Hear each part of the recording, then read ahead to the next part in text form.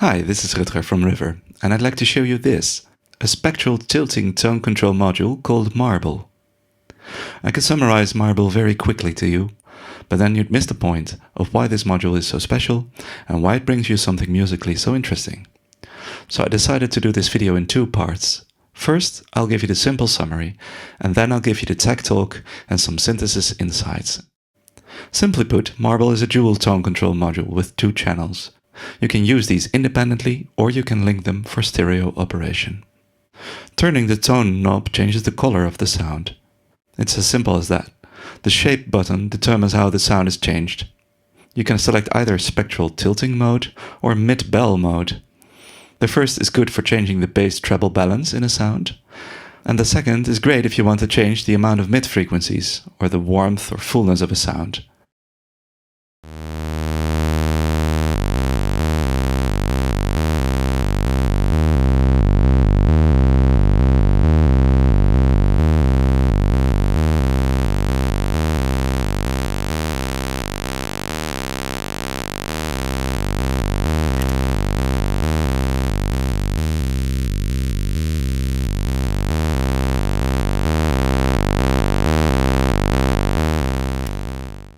Whatever you do with this tone knob can also be under voltage control.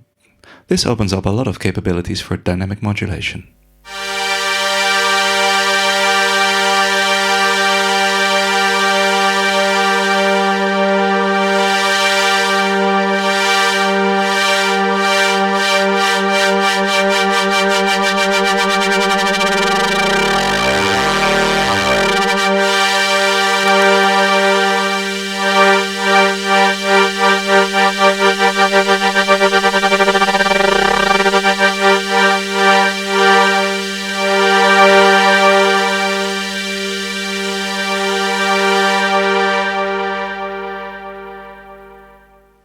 Marble also contains a feedback loop.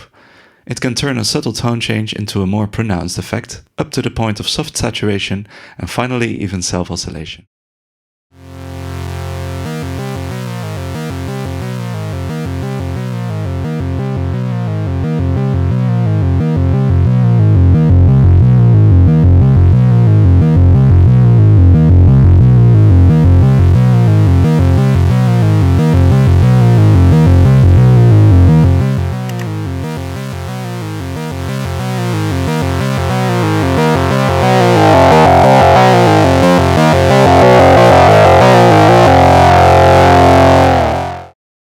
Now let's get to the reason why Marble is really different from the typical tone control you may know. This has to do with the nature of spectrum tilting. Let me first explain how that works. With spectral tilting, a single control can affect the balance of all frequencies in a sound's spectrum. If you imagine the frequency spectrum of a sound as a line, a straight line, with low frequencies on the left side and high frequencies on the right, spectrum tilting allows you to tilt this line around a fixed midpoint, effectively increasing the amount of bass, while at the same time decreasing the amount of treble and vice versa. This principle is already great for performance situations. With only a single knob you can simultaneously adjust balance between bass and treble, but there's much more. With a tone knob fully counterclockwise, the slope of the spectrum tilting curve approximates 3 dB per octave. Each octave up, you get 3 dB less signal. You may have read about Moog filters doing 24 dB per octave, or certain Korg types doing 12 dB per octave, and even some that can be adjusted to do anything from 6 to 24 dB per octave. But 3 dB per octave is quite uncommon. Yet it is so important in sound design, and here's why. Human listeners prefer music to have a certain balance between low, mid and high frequencies. And surprisingly, this balance closely matches a 3 dB per octave slope.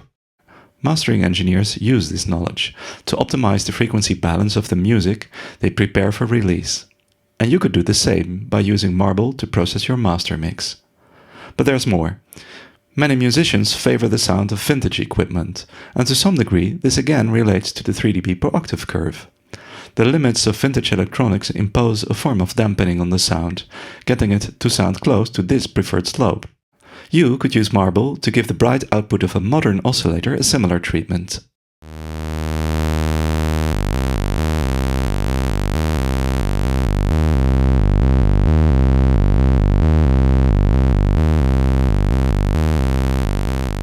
maybe you've heard about how white and pink noise are being used in synthesis?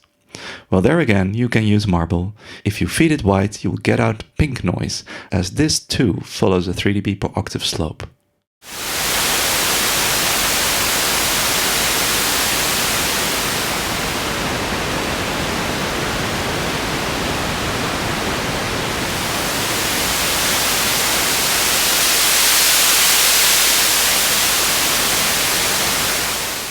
Now I think you have the full picture of why I was eager to design this module.